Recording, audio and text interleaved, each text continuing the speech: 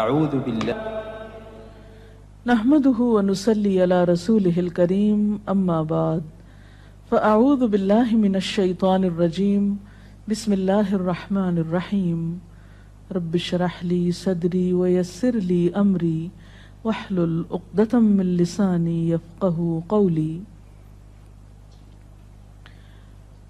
ہماری آج کی گفتگو کا موضوع ہے صبر و برداشت۔ دنیا کی زندگی میں کوئی انسان بھی رنج و غم، مصیبت و تکلیف، آفت و ناکامی اور نقصان سے بے خوف نہیں رہ سکتا۔ ہر انسان پر کسی نہ کسی وقت ایسی چیز آتی ہی ہے جو اسے ناگوار ہوتی ہے، جو اسے ناپسند ہوتی ہے، اور یوں بسا اوقات انسان کو ناپسندیدہ حالات میں ڈال کر اس کی آزمائش کی جاتی ہے۔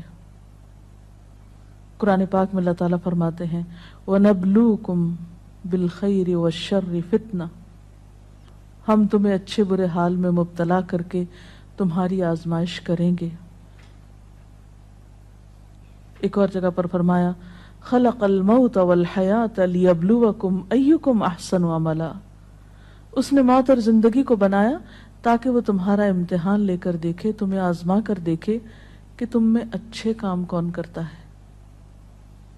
اچھے وقت میں، اچھے حالات میں اچھا بننا، موافق ماحول میں، خوشگوار حالات میں، یہ مشکل نہیں ہوتا، لیکن اس وقت اچھا بن کے دکھانا جب انسان پر ایسے حالات آئیں جو اس کے لیے تکلیف اور پریشانی کا باعث ہوں، اس کی مرضی کے مطابق نہ ہو،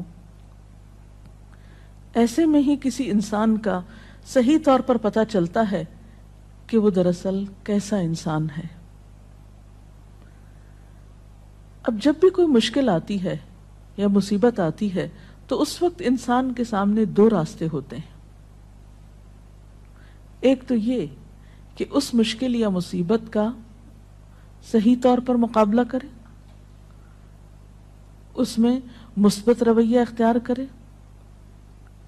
صبر سے کام لے، اور دوسرا راستہ یہ کہ انسان اس پر چیخے چلائے، پریشان ہو، حواس کھو بیٹھے، مایوسی کا شکار ہو۔ اب ان دونوں راستوں کو دیکھ کر آپ خود فیصلہ کر سکتے ہیں کہ کون سا راستہ آپ کے حق میں زیادہ مفید ہو سکتا ہے۔ کسی بھی آنے والی مشکل یا آزمائش کو اگر انسان رب کا فیصلہ سمجھ کر قبول کر لیتا ہے تو اس صورت میں انسان کے اندر صبر آ جاتا ہے، اور اگر انسان مایوس ہوتا ہے، اس فیصلے کو قبول نہیں کرتا، اللہ سے ناراض ہوتا ہے، تو حاصل کچھ بھی نہیں ہوتا، اس اجر کو بھی چھوڑ بیٹھتا ہے جو صبر کی صورت میں اسے اس مصیبت پر مل سکتا تھا، اس سے بھی ہاتھ دھو بیٹھتا ہے، اور دوسری طرف مسئلہ حل بھی نہیں ہوتا۔ اس کے برعکس جو لوگ مصیبت پر صبر کرتے ہیں ان کے بارے میں قرآن پاک میں آتا ہے وَبَشِّرِ الصَّابِرِينَ الَّذِينَ إِذَا أَصَابَتْهُمْ مُصِيبَةٌ قَالُوا إِنَّا لِلَّهِ وَإِنَّا إِلَيْهِ رَاجِعُونَ اولئک علیہم صلوات من ربہم ورحمہ واولئک هم المہتدون، اور خوشخبری ان لوگوں کو دیجیے جو مصیبت پر صبر کرتے ہیں اور کہتے ہیں کہ ہم اللہ کے ہیں اور اللہ ہی کی طرف ہمیں واپس جانا ہے۔ ان لوگوں پر ان کے رب کی طرف سے بڑی عنایات ہوں گی اور اس کی رحمت ہوگی، اور ایسے ہی لوگ راہ ہدایت پر ہوتے ہیں۔ گویا مصیبت کے وقت صبر کرنے والا اللہ تعالیٰ کی خاص رحمت اور عنایت کا مستحق ہو جاتا ہے۔ یہاں ایک سوال یہ پیدا ہوتا ہے کہ اگر انسان اللہ تعالیٰ کا محبوب ہے اور اللہ تعالیٰ اپنے بندوں سے پیار کرتا ہے تو پھر انہیں مشکل میں کیوں ڈالتا ہے، ان کا امتحان کیوں لیتا ہے؟ تو بات یہ ہے کہ دنیا میں بھی امتحان کے بغیر انسان کی اصل قدر و قیمت سامنے نہیں آتی۔ مثلاً ایک ماں اپنے بچے سے پیار کرتی ہے لیکن اس کو اسکول بھیجتی ہے، جب امتحان کا وقت آتا ہے تو گھر نہیں بٹھا لیتی، امتحان کے لیے بھیجتی ہے تیار کر کے، اور امتحان سے جب بچہ گزرتا ہے تو ہی وہ پہچانتا ہے کہ اب وہ کس قابل ہے۔ کامیابی امتحان کے بعد ہی آتی، بغیر امتحان کے تو کامیابی کا تصور ہی نہیں۔ اسی طرح ہم دیکھتے ہیں کہ دنیا کی تاریخ میں جس طرح کے بھی لوگ آئے، خواہ وہ نیک آئے یا بد آئے، اچھے یا برے، انبیاء اور صالحین تھے یا فاسقین و فجار تھے، آزمائشیں ہر ایک کی زندگی میں آئیں۔ اس دنیا میں سب کو امتحانوں سے گزرنا پڑا۔ ہاں، یہ فرق ضرور ہے کہ اللہ کے پیاروں نے اللہ کی طرف سے آئے ہوئے امتحان پر کبھی شکوہ نہیں کیا، بے صبری سے اور جلد بازی سے کام نہیں کیا، بلکہ اس کے برعکس صبر سے کام لیا۔ نبی صلی اللہ علیہ وسلم نے فرمایا کہ اذا احب اللہ قوما، جب اللہ کسی قوم سے، کسی گروہ سے محبت کرتا ہے، ابتلاہم، تو ان کو آزما لیتا ہے۔ گویا آزمائش اللہ کی طرف سے کسی ناراضگی کی علامت ہی نہیں، بلکہ بسا اوقات وہ اس کی محبت کی علامت ہوتی۔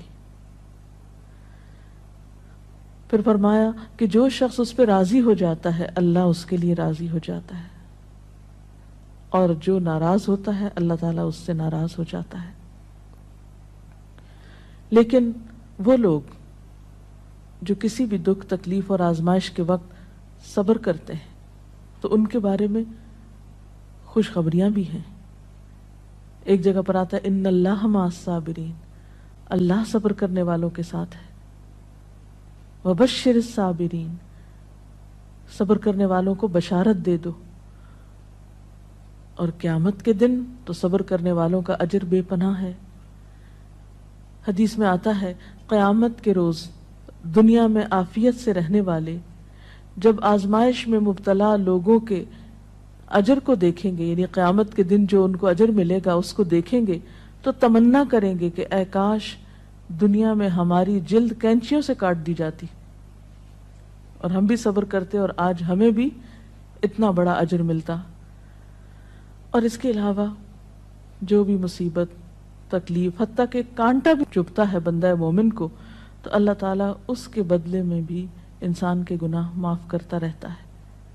اس لیے کبھی بھی اس بات پر پریشان نہیں ہونا چاہیے کہ کوئی مصیبت جو آ گئی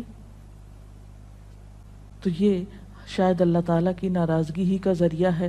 نہیں، اسی پریشانی میں آپ اللہ کی رضا کو بھی پا سکتے ہیں۔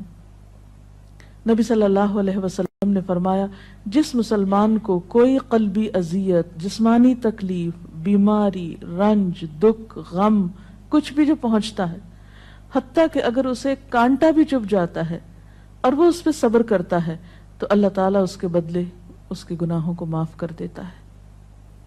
اس لیے تکلیف مانگنی تو نہیں چاہیے، عافیت کی دعا پسندیدہ ترین دعاؤں میں سے ہے، لیکن اگر تکلیف آ جائے تو اس پر واویلا نہیں کرنا چاہیے، اس کو اللہ کا فیصلہ سمجھ کر قبول کر لینا چاہیے اور اس وقت صبر سے کام لینا چاہیے۔ اب سوال یہ پیدا ہوتا ہے کہ صبر کیا کیسے جائے؟ تو اس کے لیے شعوری کوشش کی ضرورت ہوتی ہے۔